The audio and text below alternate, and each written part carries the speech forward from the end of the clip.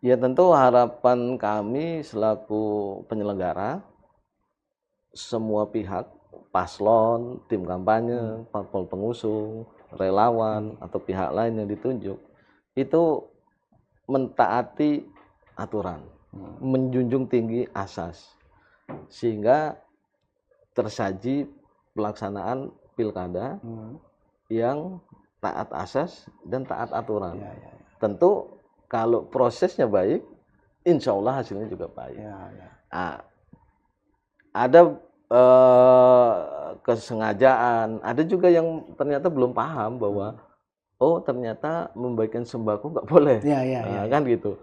Nah itu ternyata ada yang belum paham, makanya kita dorong teman-teman di kabupaten kota sampai tingkat kecamatan itu sosialisasi, sampaikan kepada semua pihak. Ini memang paslon beserta underbonya itu diberikan hak untuk mengkampanyekan pasangannya, tapi dengan kampanye yang bertanggung jawab. Bertanggung jawab itu artinya aturan mainnya, prosedurnya diikuti.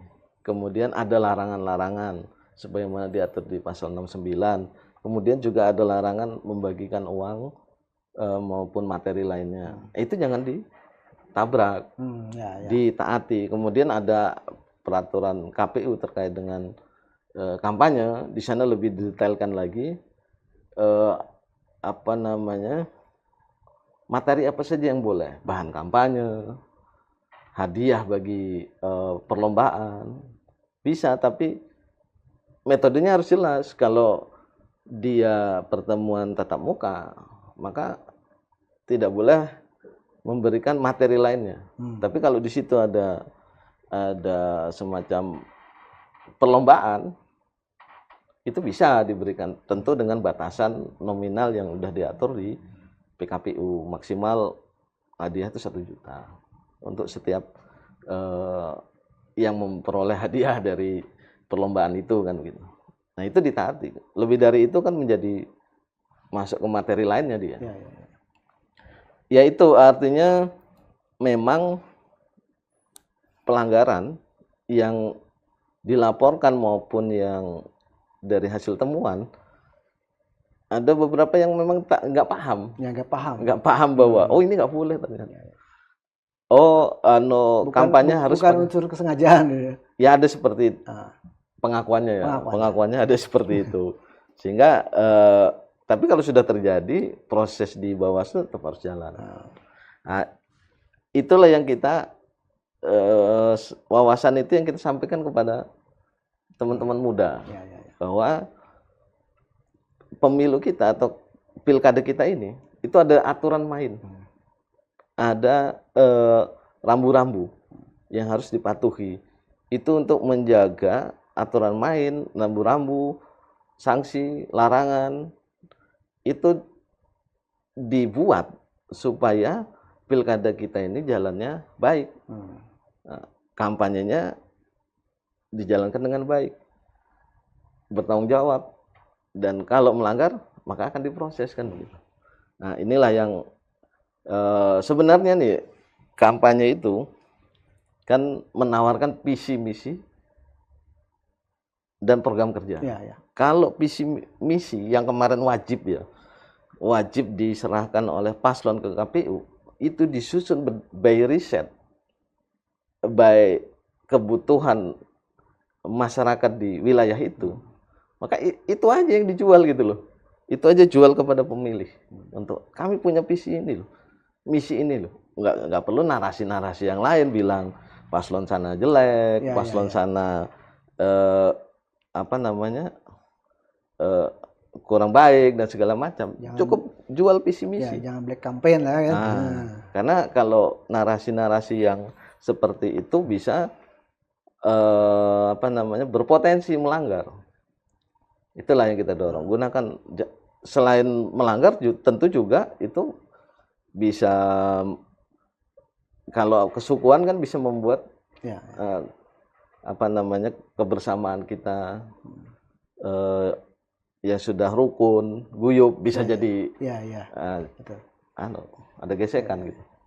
Mas Aris, ini tak terasa kita sudah di penghujung perbincangan kita ini. Tapi mungkin sebelum kita tutup perbincangan kita, Mas Aris mungkin berikan closing statement. Ya mungkin imbauan atau ajakan kepada semua pihak, semua stakeholder, baik anak muda dan semua pun yang terlibat dalam proses pilkada, untuk bagaimana menjaga agar pilkada kita menjadi pilkada yang baik. Ya. Tentu kita mengundang ke masyarakat, muda, tua, silakan nanti hadir di tanggal 27 ya, di 0 km. 27 Oktober. 27 Oktober di 0 km kita Youth Fest. Ya. Di sana tidak hanya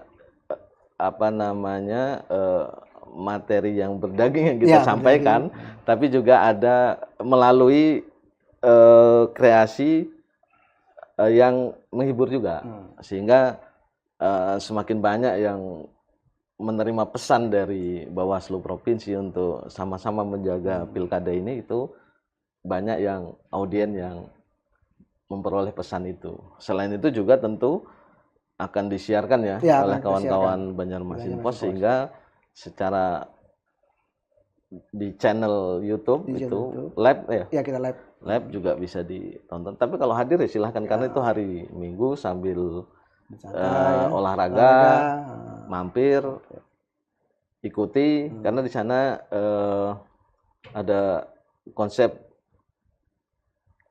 pesan yang berat yang mau kita sampai, sebenarnya kan berat ya, karena aturan perundang-undangan, tapi akan kita create dengan yang ringan supaya ini sampai kepada audiens. Ada stand up, ada debat, ada orasi, ada ini stand-stand ya. Ada stand-stand yang akan diisi oleh teman-teman mahasiswa dengan kreasinya.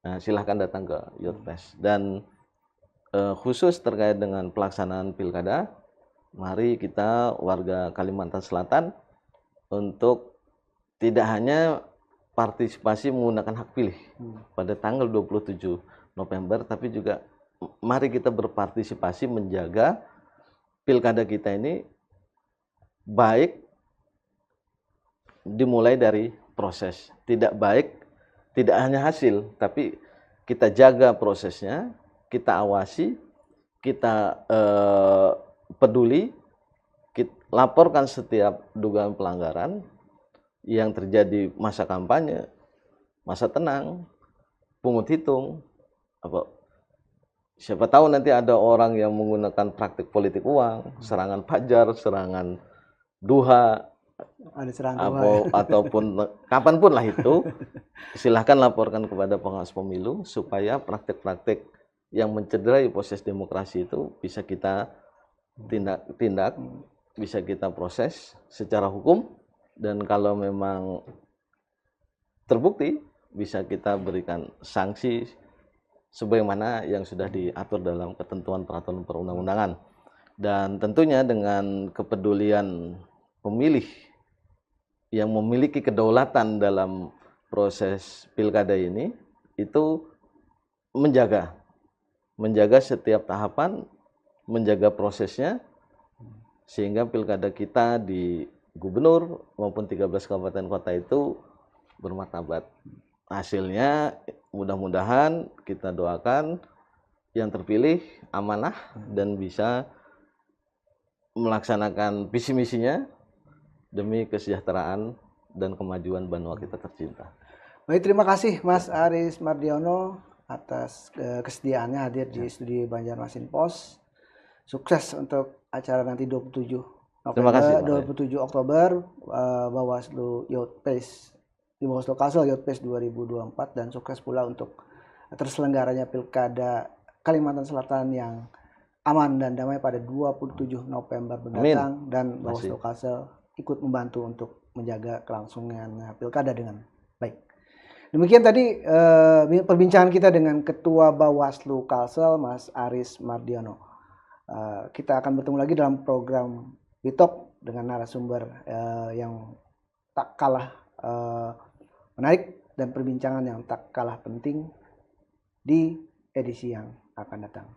Saya Roy Naimi, jurnalis Banjarmasin Post, pamit. Assalamualaikum warahmatullahi wabarakatuh. Waalaikumsalam. Salam sejahtera untuk kita semua. Download Tribun X sekarang, menghadirkan lokal menjadi Indonesia.